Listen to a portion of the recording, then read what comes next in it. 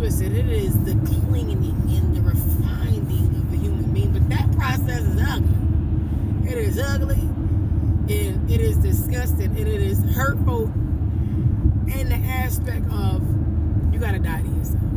That's what makes it ugly and disgusting, and that's what makes it hurt. Because when God calls you and you surrender and He sets you apart to refine you for the use of His kingdom, He cleans you up. There's no hiding, there's no suppressing, there's no sweeping anything under the rug. You have to surrender all things. Those once things that you hid secretly, those things that only you and Him know about, those little nasty attitudes, those little I don't care, it's all about me, like everything being centered around you, that is now being stripped, broken, and taken away from you when you walk with Christ. He begins to go inside of your heart, and He begins to fill in the potholes. He begins to pull out the gray areas, because sometimes there's things inside of us that we don't even know is there. Other people could see it, and we're blind to it. And then there's times that we absolutely know everything, but we choose not to acknowledge the truth. But when you walk with Christ, there's no exception.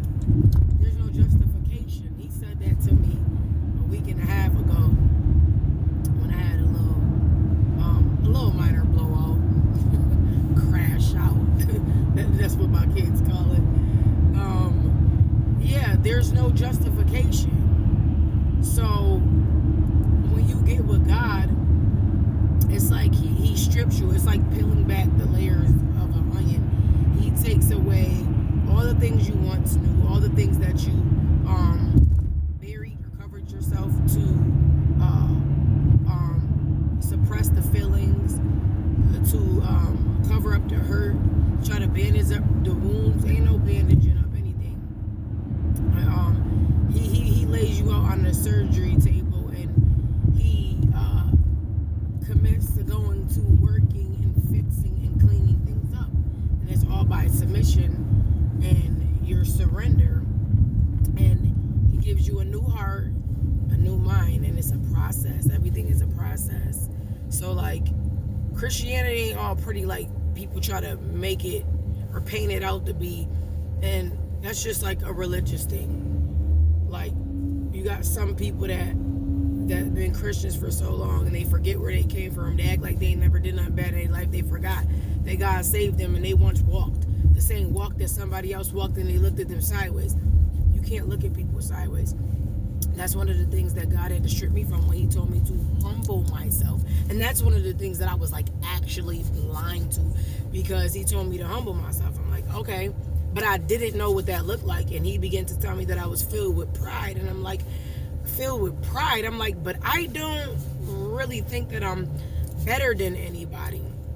You know, I thought pride was to think that you were better than people, or you just so boastful. But yeah, boastful, and it is a form of pride to think that you're better than people. But when you focus on you and what you can do and how you feel and what you want, and it's all about me, and my, that's a form of pride. And some people don't understand that when you focus on this is all I want for my life, when you're walking with Christ, it's no longer about what you want and what you desire. The Bible says that God will give you desires of your heart, but that word desire in the original language is to be like pliable. You got to be willing to be molded and shaped in the hands of God like clay. You got to be soft so that He can mold you and shape you and clean you, and then He aligns your heart with His, and then He gives you the desires of your heart, because you align everything about you with Him. So like he cleans us up. So yeah, the pride thing, and I'm just like, I don't think that I'm better than nobody.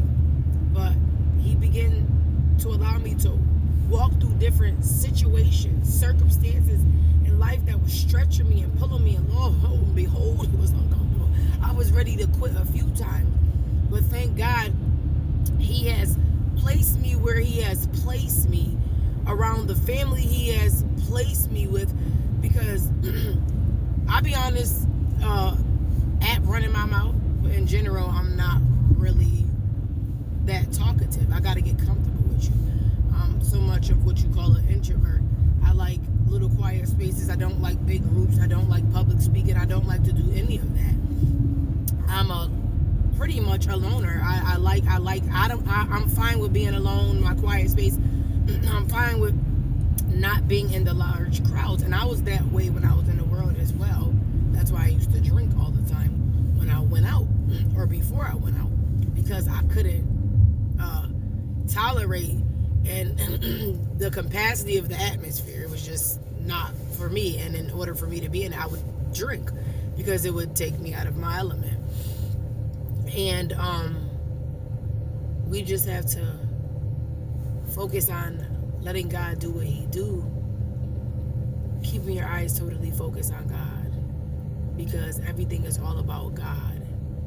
And take your perspective, your ideals on what you thought it was or what you heard somebody else say, because everybody's walk is different. This journey is different for everybody, and it's a journey, and it's amazing, and you got to be able to endure, because that's what God has said to me, endure to the end in a real tough situation. The endurance is a form of long suffering. It's one of the 9 fruits of the Spirit, but in endurance, it builds patience and it builds character, and that's the whole point. God is building our character to be like Christ, and it's beautiful, because where I'm at and where God is taking me and what he's doing in my life, I prayed for days, and I prayed for this, and I never thought that I would be here, but the devil is a liar. So yeah, you just have to be willing to walk this thing, take your perspective off of it, and allow God to do what God does, because pride is deceptive, pride is a lie, and the only picture that you should have of Christianity is of transformation, being transformed into the image of Christ. And if you know anything about planting, or like the jeweler's process of refining gold or refining silver, everything has to go through the fire. Everything is being equipped in the dark, under pressure, diamonds in a dark, wet, closed-in area. Everything is being refined and in seclusion, like, and pressure, and it's uncomfortable. So don't let nobody tell you but what the Bible says Christianity is supposed to look like, because that thing get ugly, that thing get sticky, that thing get like, what? But that's what changing and growth and transformation look like. It's never pretty. Just like when you get in the gym and work out, it hurts, it takes patience, it takes pushing, your body gets sore because the muscles are being broken down to be rebuilt.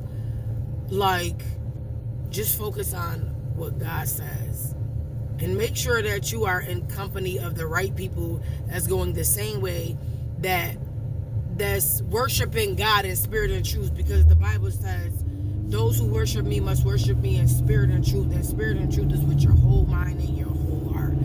We are the temple of God.